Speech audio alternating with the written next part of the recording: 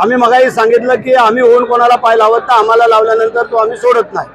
त्या उक्तीप्रमाणे असं कोणी समजू नये की या इथे आमचीच फक्त बक्तेदारी आहे, बाकी कोणाची नाही आहे। तर त्याने ते विसरून जावं, कारण आम्ही प्रामाणिकपणे काम करणारे बाळासाहेबांचे, शिंदे साहेबांचे समर्थक आहोत, शिवाजी महाराजांचे मावळे आहोत आणि त्याप्रमाणे आम्ही काम करतोय।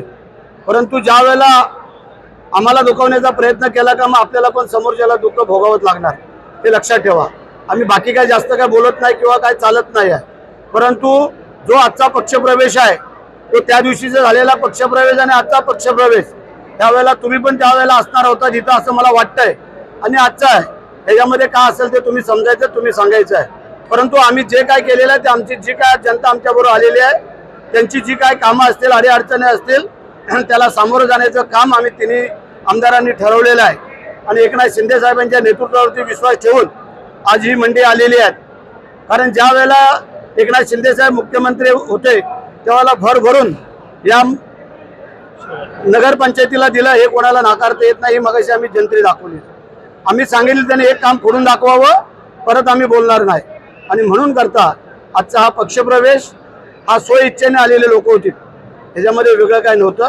आणि म्हणून आज मी त्यांचं स्वागत करतो, त्यांना धन्यवाद देतो। आदित्य ठाकरे असे म्हणतात की ते बदलायला राजकारण कुठल्याही स्तराला जावं, पण एका माऊलीचं नाव बदलायला लावतात, असे राजकारणाला कसं बघताय? पहिला तर मुद्दा, आम्ही त्या राजू साहेबाला सांगितलं नव्हतं आमच्या आईचं नाव द्या, का एकनाथ शिंदे साहेबांनी सांगितलं ना आमच्या आईचं नाव द्या। त्यांनी शिंदे साहेबांच्या आईचं नाव दिलं गंगूबाईचं आणि आमचं विठाबाईचं, ही दोन्ही नाव त्यांनीच हे केली, आम्ही काय सांगितलं नाही। आता आमच्या आईचं नाव कमी केलंय, आता एकनाथ शिंदे साहेबांच्या आईचं नाव कमी नाही केलं म्हणजे झालं, एवढं तरी आम्ही मग कमावलं असं बोलू। सर, आदित्य ठाकरे असे म्हणतात की आदित्य तटकरे चांगलं काम करतात, पालकमंत्री पद त्यांनाच द्यायला पाहिजे असं आदित्य ठाकरे म्हणाले। काय अपेक्षित आहे आणि काय सांगा? आम्ही थोडं कडवड बोलतो आणि वस्तुस्थिती बोलतो, आम्ही चुकीचं बोलत नाही, बोलणार पण नाही। जी वस्तुस्थिती आमच्या कारकिर्दीपासून जी काय घडल ती आम्ही बोलायचा प्रयत्न केला। मग त्यांना कसं काय वाटेल भरतशेठ पालकमंत्री व्हावा, त्यांना वाटेल ना की वेगळा कोणतरी व्हावा, त्यासाठी त्यांना लकलाभ हो।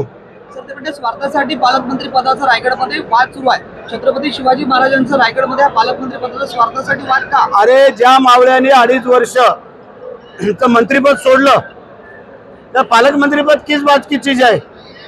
ज्या 2.5 वर्षाचं मंत्रीपद, हल्ली कोण ग्रामपंचायतीचं सदस्यपद सोडत नाही, तर मंत्रीपद सोडणं दूरच राहिलं। महाराष्ट्राच्या इतिहासामध्ये भरतशेठचं नाव कोरलं गेले, लक्षात ठेवा की मंत्रिपदाचं दिलेलं नाव आम्ही थांबवलं म्हणून।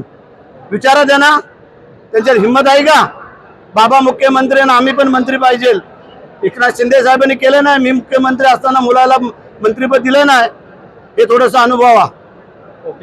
एकनाथ शिंदेचं महायुती सरकारच्या मधलं जे बदल आहे ते कमी पडताना दिसतंय का? अजिबात नाही, वाढताना दिसतंय, कमी पडताना का दिसतंय?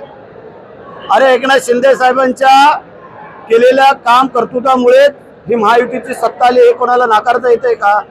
मग त्याच्यामध्ये ते कमी कुठलं पडतंय? जर कमी पडले असेल तर आमच्या पालकमंत्र्यावरती स्टे आला नसता, हे लक्षात ठेवा। चला।